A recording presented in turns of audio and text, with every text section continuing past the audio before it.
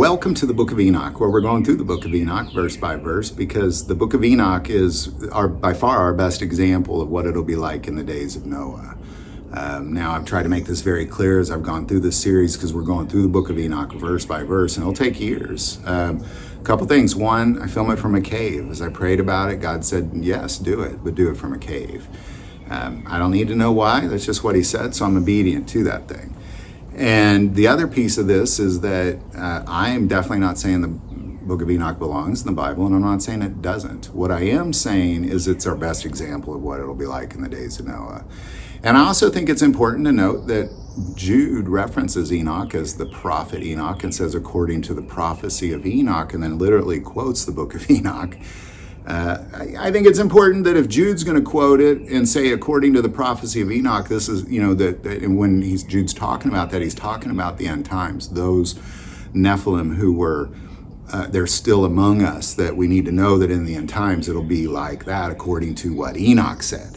So it's important that we take the time to study it. Regardless of what you think, whether it belongs there or not. If I knew a guy who was there and I knew the end times would be like that, I'd like to read what he had to say. So where we are is an incredibly fascinating point where Enoch is taken up by some angels, and we kind of listed them last time. It's Uriel, Raphael, Rigel, Michael, Sheraquel, Gabriel, and Ramiel. They all take him up to a place where men are a flame of fire, and they can actually transform into human form whenever they desire, and those are angels. So he's taking them to he's taking Enoch to a heavenly place. So we're going to pick it up there in chapter 17, verse 1. And they took and brought me to a place in which those who were there were like flaming fire, and when they wished, they appeared as men. And they brought me to a place of darkness, and to a mountain, the point of which summit reached to heaven. All right, so we're going to talk about this mountain for a little bit. Like, what is this mountain? Because this is where they're taking him. And right now we see that there's angels there. The other piece of this is, I want to make note that I only use Enoch, the Book of Enoch, or the Bible as a reference in this series. So we're going to kind of jump around. We're going to jump ahead. I don't like to jump ahead, but we're going to jump ahead for the case of this to see what this mountain is. Because Enoch does reference this later in chapter 25, verse 3.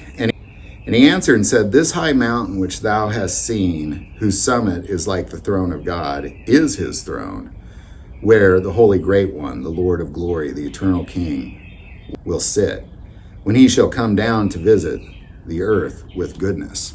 So this mountain is really a mountain that we can't climb. It's not like, the highest mountain. It's not Mount Everest or anything like that. This is a mountain that we can't climb.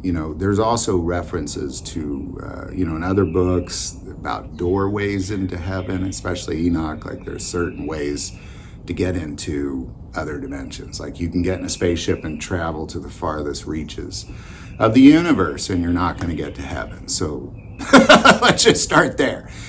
What we're talking about is we're talking about a different place and a different universe. And in reality, this place that when God comes down to earth, he sits on top of this mountain. This is his throne when he is on earth. When he's kind of paying attention to what's going on here on the earth, he sits on this mountain.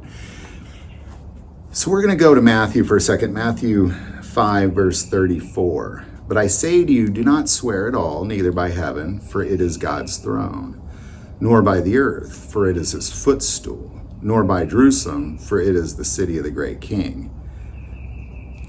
So in other words, really God's kind of, when he comes down to earth, he's got this seat, and it's on top of a mountain, and the earth is his footstool. So this is kind of to give you an idea of really, let's just look at this logistically. His seat on this mountain is not on this earth. It's something that he just sits on, and then he could just kick his feet up on the earth. We obviously can't see this mountain or get to this mountain. It is only in the dimension of the realm of heaven. So, it's important that you kind of understand, well, what is this mountain that he's taking him to? And he's taking him to the realm of heaven. I don't want to refer to it as another dimension, because it's just this other, not even really a different reality. It's just another place that you can only get to if you know the secret ways in and out of that thing. And these angels apparently are taking him there. Because immediately he's taken to this mountain where there's angels there. And what we learn is that when God comes to the earth, he sits on this mountain. It is his throne, and the earth is his footstool. Fascinating stuff. So we're going to keep digging. Stay with us. But right now, that's what we're looking at. We're looking at Enoch's taken up to the throne of God when he is on earth. Now, this is fascinating to me because a lot of times when you look at like Job and he gazes up in the throne room of God, that's a different place. This is his throne when he's down on earth. This is when he comes down here and he wants to actually be down here and he wants to kick his feet up on the earth. This is where he sits. This is his spot. So I want to see what this is like. You know, Enoch, everything he sees is going to be fascinating, just fascinating. There's so much that he sees in the chapters to come. Just a very exciting few chapters. So there you go. I'm going to pause there so we can get on to the next thing. Any thoughts or insight, definitely stick with us, because next time we're going to talk about the fiery bow and arrow. Just fascinating stuff. So stick with us, man.